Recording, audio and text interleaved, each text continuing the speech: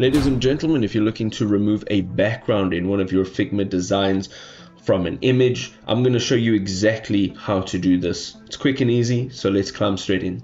So the first thing you need to do is go up to the top left hand side. You're going to click on this Figma icon, and here you're going to go to File and Place Image. Now you'll be able to select your image, click down over here, and here your image is. So let us go and select the pen tool. Now you need to make sure that you're selecting the pen and not the pencil.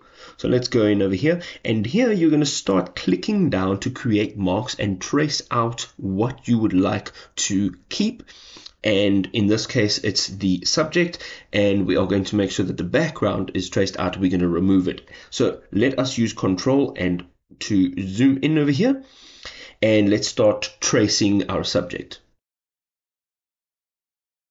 So just about when you are done, you're going to make sure that the last click you make is actually on the very first click you made.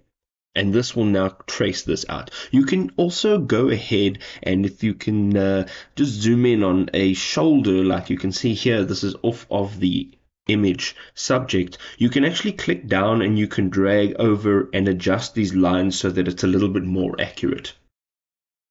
One of the other things that I must note is that, of course, the more time you spend doing this, the better your results will be. So the more accurate you are, of course, the better it's going to look.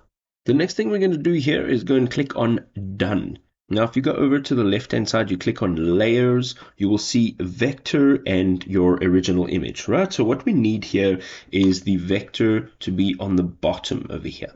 Okay, so this is what it looks like. And now you can hold in Control, you can select both of these layers, and you want to go to the top of your menu. You'll see here it says Use as Mask.